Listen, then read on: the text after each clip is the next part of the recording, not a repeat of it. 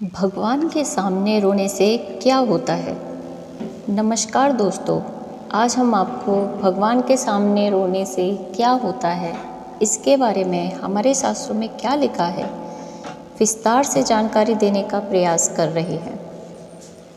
भगवान के सामने वही व्यक्ति रोता है जिसको भगवान पर पूर्ण विश्वास होता है, उसके साथ अच्छा होता है तब भी वह रोता है, खुशी के आंसू जिसे कहते हैं। और यदि वह बहुत दुखी होता है तो भी वह रोता है।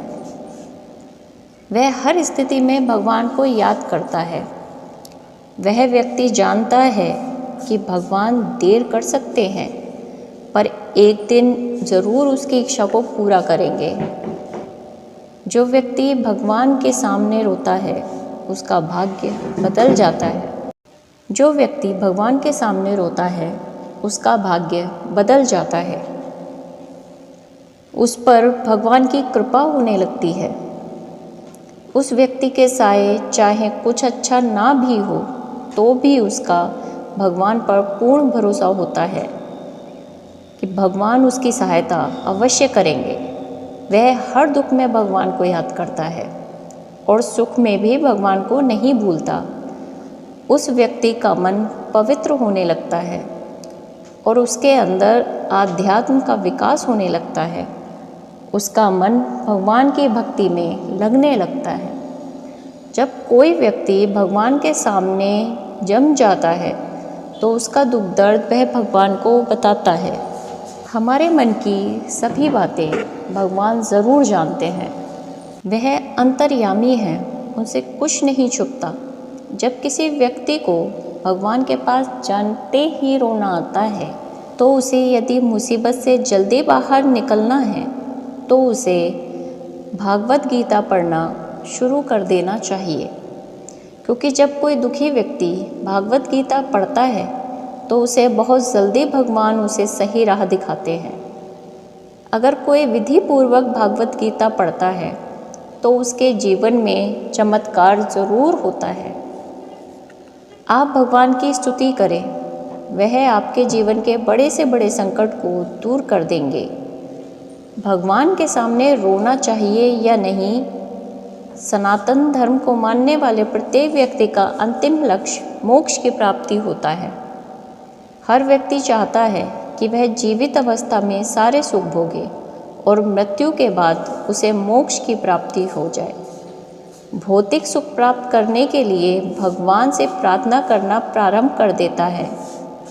वह चाहता है कि उसे दुनिया की सारी खुशियां मिल जाएं, पर हर व्यक्ति को इस बात पर गौर करना चाहिए कि भगवान का यह फर्ज होता है कि अपने भक्त का पेट भर जाए। उनका यह फर्ज नहीं कि वह आपकी हर इच्छा पूरी करे।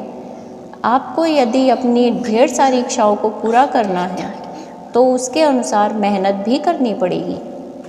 भगवान ने भी इस धरती पर जन्म लिया और अनेक संघर्ष किए, इसलिए सभी व्यक्तियों को किस तरह जीवन जीना है उन्होंने लोगों को यह भी बताया कि जीवन को कैसे जीना चाहिए। इस धरती को मृत्युलोक कहा जाता है।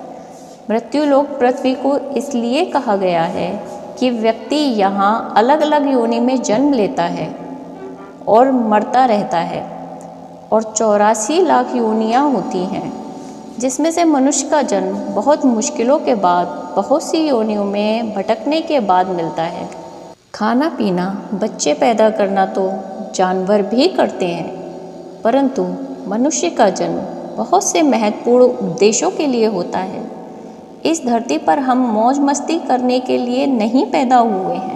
इस धरती पर व्यक्ति अपने अच्छे बुरे कर्मों के फल को भोगने के लिए जन्म लेता है, और जो व्यक्ति अच्छे कर्म करता है और नेकी और भलाई का काम करता है, भगवान की भक्ति सच्चे मन से करता है, तो उसे भगवान की प्राप्ति ज़रूर होती है। जो व्यक्ति दूसरों को कोई हानि नहीं पहुंचाता, अपनी मेहनत से कमाए धन से अपना और उसके परिवार को पालता है और इंसान से लेकर किसी भी जीव को हानि नहीं पहुंचाता, उस व्यक्ति को भगवान की प्राप्ति होती है। इसका मतलब यह नहीं है कि आप पर कोई हमला कर रहा है और आप चुपचाप सहन कर लें। भगवान ने साथ ही साथ यह भी उपदेश दिया है कि आप पर यदि कोई अत्याचार कर रहा है तो उसके खिलाफ आपको आवाज़ उठानी ही चाहिए, अन्याय सहन नहीं करना चाहिए। भगवान कृष्ण ने अर्जुन को युद्ध करने के लिए उपदेश दिया था कि कायर व्यक्ति की तरह जीवन नहीं जीना चाहिए। यदि अपने साथ कुछ गलत हो रहा है तो उसको सहन करना कायरता होगी। जो ईमानदारी पूर्ण जीवन जीता है, इस तरह के व्यक्ति पर भगवान की विशेष कृपा होने लगती है। बिना मांगे ही उसके सारे दुख कम होने लगते हैं। उसकी धीरे धीरे सारी परेशानियां कम होने लगती हैं। वह अपने मन में सदैव अपने इष्ट देव का ध्यान करने लगता है और उसे लगता है कि भगवान मेरे साथ हैं। उसके साथ बुरा होता है तो भी वह भगवान की इच्छा समझता है और अच्छा होता है तो भी वह भगवान की कृपा समझता है। ऐसे व्यक्ति को संसार के सभी लोगों का मन पढ़ने की शक्ति प्राप्त हो जाती है। वह सही और गलत लोगों को आसानी से पहचान जाता है और उसका स्वभाव दूसरे लोगों की तुलना में बहुत ही अलग होता है। वह कभी किसी की बुराई नहीं करता, शांत प्रवृत्ति का होता है, साधारण जीवन जीना पसंद करता है। वह भोग विलासिता की ओर आकर्षित नहीं होता। वह सिर्फ जीवन जीने के लिए भगवान से इतना मांगता है कि उसका परिवार खुश रह सके। वह गलत तरीके से धन नहीं कमाने की सोचता।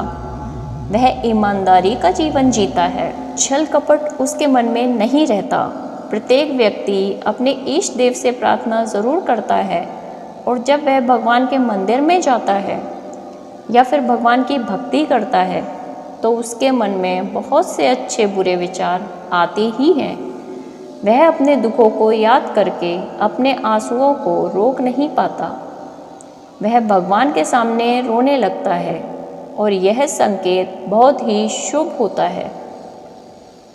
आप अपने दुख भगवान को बता रहे हैं, क्योंकि यदि आप अपने दुख दूसरे लोगों को बताएंगे तो वह आपकी सहायता करने के बदले में आपसे कुछ भी मांग सकता है और आपका उपहास भी उड़ाता है और आपको उसका ज़िंदगी भर एहसान मानना पड़ता है।